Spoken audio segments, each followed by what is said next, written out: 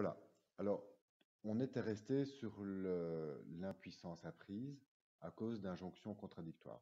La seule manière de sortir de là, c'est de refuser une des injonctions. Et donc, celle que je propose de laisser tomber ici, c'est le programme. Je m'explique. Quand on a un élève qui a autant de lacunes, euh, autant de trous ici, la seule manière de le remotiver, lui redonner un sentiment d'efficacité, c'est de le reprendre là où il est. Donc, plutôt que de dire le niveau, c'est le niveau du programme, c'est chapitre 1, chapitre 2, chapitre 3, c'est de dire, pour une partie du temps du cours, peut-être pas pour tout le cours, mais on va repartir au niveau de l'élève, de cet élève-là, qui n'est pas le même que le niveau d'un autre élève. Par exemple, il n'est pas rare de voir à 14 ans des élèves qui sont incapables de faire ça. Un demi plus un quart. Alors que c'est une matière de presque de début primaire. Si on visualise des morceaux de tarte, des gâteaux qu'ils coupent à la maternelle, ils voient bien qu'un demi plus un quart, ça fait moins que 1. Ils ont déjà normalement cette notion-là, même s'ils ne le notent pas sous forme de fractions comme ceci. Mais donc, s'ils visualisent les fractions, ceci ne demande même pas de calcul, c'est intuitif. Or, s'ils ne voient déjà pas commencer un quart visuellement, c'est très compliqué. Et peut-être qu'un quart, c'est une notion qu'il a vue ici, à 9 ans. Et donc, l'idée de la flèche verte, une des idées, c'est de d'abord, même s'il a 14 ans ou 15 ans, d'abord aller remplir en vert les choses qui manquent ici.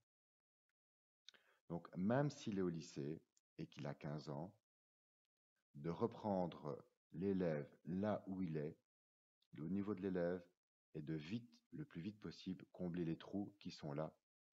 Ça veut dire, pour cet élève, oublier le programme. Et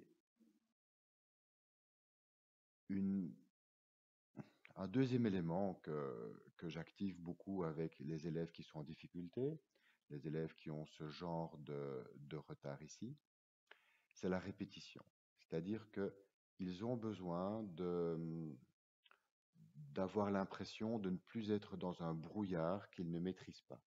Une espèce de brouillard de formules magiques, un petit peu comme si je vous mettais tous en Chine et que vous ne parliez pas chinois. C'est une espèce de brouillard et on ne sait jamais quand on vous propose à manger ce que vous dites oui, oui, je veux bien, mais c'est quand vous voyez le plat arriver, ah, c'était ça, c'est une surprise, vous n'aviez pas compris. Non, il faut quelque chose de rassurant, quelque chose de répétitif. Il faut un cadre qui soit euh, exécutif, où il n'y a pas de créativité, où c'est toutes les heures ou toutes les semaines la même chose. Ça rassure très fort les élèves qui sont en difficulté. Donc, repartir de leur niveau et mettre un cadre très répétitif. Et c'est là qu'on est venu au drill, c'est-à-dire que les drills chez nous, ce sont des exercices répétitifs. Par exemple, les fractions, c'est du niveau 1 au niveau 25. Et vous, en tant que prof de lycée, vous n'allez pas aller chercher un manuel scolaire d'un élève de 9 ans pour trouver une page, pour la photocopier, pour donner des exercices de 9 ans. Ça serait trop compliqué. Parce que lui, un autre élève aura besoin d'exercices de 11 ans, et puis celui qui avait besoin d'exercices de 9 ans, en 2 semaines, il a compris, après, il faut des exercices de 10 ans. Enfin, c'est compliqué avec du papier à gérer. Il faut que ce soit prêt à l'emploi, ready to use. Donc, ce qu'on a ici, par exemple, ce sont des documents qui sont des drills de fractions.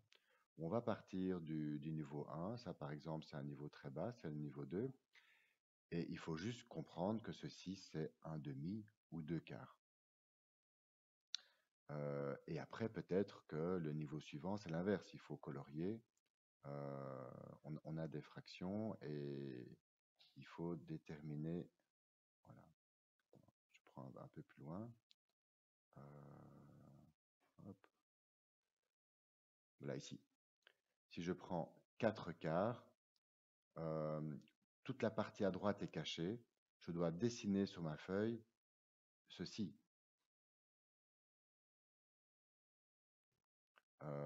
Ça, c'est 4 quarts. Et le reste, il ne compte pas. D'accord? On aurait pu le dessiner autrement, hein. On aurait pu le dessiner avec ceci aussi, mais euh, c'est l'idée de revisualiser, de sentir ce qu'on manipule avant d'arriver à des niveaux plus compliqués. Ici, c'est quoi comme niveau? C'est le niveau 15. Voilà. Ici, j'ai des plus et des fois qui sont et des moins, des divisés qui sont mélangés. Si je vais encore plus loin, vers le niveau 25, j'aurai peut-être même des puissances de fractions. Chez nous, c'est vers 14, 15 ans. Ouais, c'est un petit peu lent ici, parce que ce sont des documents sur Internet. Mais donc, vous voyez, j'ai des exercices de plus en plus compliqués, hop, pour couvrir tout ce que l'élève aurait dû voir avant de venir au lycée. C'est ce que j'appelle les briques de base, c'est-à-dire des blocs sur lesquels, des fondations sur lesquelles on peut construire. Et donc, une, euh, une notion fondamentale par rapport aux élèves qui sont en retard, c'est que pour les remotiver, il faut prendre là où ils sont et leur donner des exercices répétitifs, euh, que nous, on appelle drill. Alors le drill, par exemple, dans une heure de cours, c'est peut-être que les 10 premières minutes. 10 minutes de drill, 20 minutes de cours, et puis il y a autre chose qui se passe. Et donc, pendant ces 10 minutes de drill, un des réflexes de Donatel, là, ça a été de me dire, mais ça, il peut faire à la maison. Et, et moi, je pense pas. Je pense que des élèves qui sont perdus, qui ont difficile, il faut d'abord le faire à l'école. Euh, il faut les obliger à le faire en classe pour être sûr qu'ils le fassent. Et je veux, pendant qu'ils le font, je veux regarder comment ils font et les aider. Non, c'est pas comme ça qu'on fait un devoir. En fait, je leur réapprends à faire des devoirs parce que peut-être qu'ils n'ont pas la rigueur, pour le faire correctement. Ça va avoir plusieurs avantages. Ça va avoir un premier avantage d'avoir des petites victoires. Comme ils reviennent à leur niveau, peut-être un niveau très bas, ils vont réussir. Donc ça va leur remodeler leur croyance par rapport aux maths qu'il y a moyen de réussir. Le deuxième, c'est le feedback immédiat. C'est-à-dire que j'ai vu dans les livres de maths, italiens qu'il y avait les réponses à côté. Ça, c'est super. Ici, dans les drills aussi, on a les réponses à côté. Maintenant, en général, l'énoncé à gauche, je vais prendre l'autre, c'est plus simple à expliquer. On a, ouais, s'il veut bien, il est un peu coincé, c'est pas grave.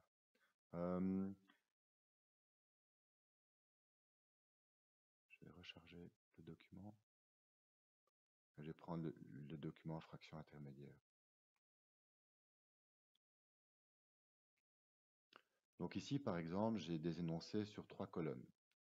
Donc, l'élève, il va plier la feuille là où est la ligne, et tout ceci va être caché, puisque la feuille est pliée.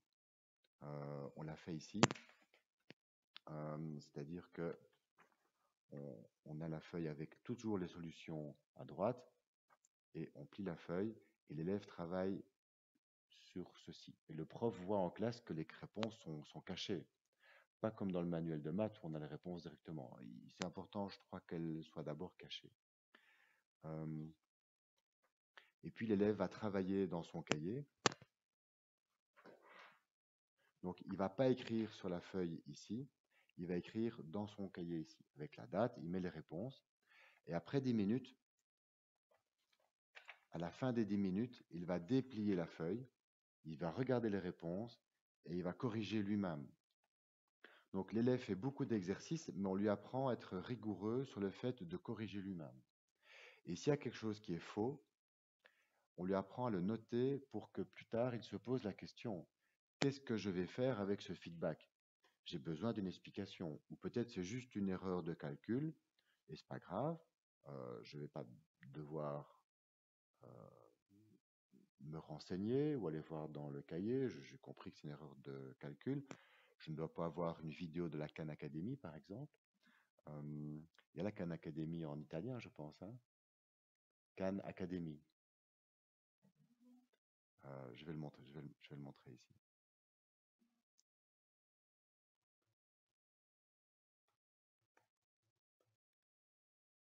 La Khan Academy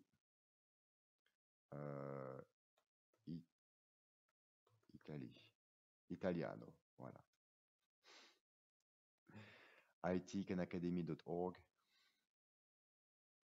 Ce sont toutes des vidéos, c'est aussi des exercices, mais c'est beaucoup de vidéos pour les maths. Et c'est aussi pour différencier. Et aussi, ils font la pédagogie Mastery Learning de Bloom, dont j'ai parlé hier, Mastery Learning. Donc, voilà, si j'ai une faute dans un exercice ici, peut-être qu'il y a une vidéo de la Khan Academy qui peut me réexpliquer. Ou le voisin, mais avec le Covid, c'est difficile. Ou peut-être que si le prof se rend compte que beaucoup d'élèves font la même faute, peut-être qu'il fait un petit groupe et qu'il parle avec ce petit groupe pendant 5 minutes pour leur expliquer. Et donc, on oblige les élèves à faire les drills en classe pour avoir des petites victoires, pour avoir un feedback immédiat, c'est-à-dire qu'on veut leur donner le réflexe d'aller voir les réponses. On leur dit c'est important, faire des exercices sans voir les réponses, ça ne sert à rien. On veut qu'ils s'inquiètent quand c'est faux, c'est ce que je viens d'expliquer. On veut que quand la réponse est fausse, ils se posent des questions, ils demandent des explications. On veut qu'ils fassent un effort, oui c'est 10 minutes, et on y va, et on travaille, et je vérifie. Et la récompense est lointaine. Ils passeront au niveau suivant. Ici, ils sont peut-être ici au niveau 9. Ils passeront au niveau 10 peut-être que dans 2 semaines quand ils seront prêts. Donc la récompense est lointaine. Le niveau 10, c'est dans 2 semaines. Et dans 2 semaines pour un adolescent, c'est très loin. Et on reconstruit les briques de base. Donc on reconstruit, on remplit les gaps ici qu'on avait en vert.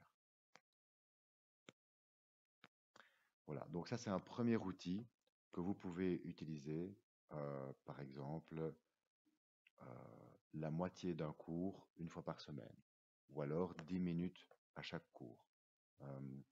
Et chaque élève aura un niveau différent. Donc les forts vont prendre le niveau 25, les faibles vont prendre le niveau 2, et c'est très bien comme ça. Maintenant, il y a une autre partie du cours où vous revenez en collectif, où vous réexpliquez peut-être le chapitre 7 pour tout le monde, comme ici. Et ça, c'est ce qu'on va voir dans la vidéo suivante. Je regarde s'il y a autre chose que j'ai pas vu ici. C'est tout, ça on a vu, ça on a vu, ça on a vu. Oui, donc il y a deux choses principales, les drills qu'on vient de voir et le travail par objectif qu'on verra dans la vidéo suivante. Et donc, pour les drills, quand l'élève s'est beaucoup entraîné sur le niveau 1, par exemple, il y a 3 pages de niveau 1, il a fait la première page pendant des minutes, et puis le lendemain, il fait le reste de la page, et puis le jour d'après, il fait la deuxième page, presque tout, et puis il retourne en boucle à la première page, puisqu'il n'écrit pas sur les pages, il n'écrit pas sur les feuilles, il écrit dans son cahier, il écrit ici. Donc il peut recommencer la première page. Et quand il dit « moi je crois que je suis prêt pour le niveau 2 », il passe un test contrôlé par le prof. Peut-être qu'il y a 10 élèves qui passent un test en même temps, chacun à un niveau différent, mais le prof donne une version des feuilles où il n'y a pas les réponses. Juste comme ça. Alors, est-ce qu'on coupe ou est-ce qu'on imprime sans les réponses? Peu importe. Et l'élève passe un test sous le contrôle du prof, pas à distance avec le Covid, ça ne marche pas. Hein. En classe, et le prof surveille, ou un élève assistant surveille. Et puis, si l'élève a 80%, il ne faut pas 50%, parce que si j'ai juste 50%, je vais retrouver des trous. Il faut 80% et alors il peut passer au niveau 2.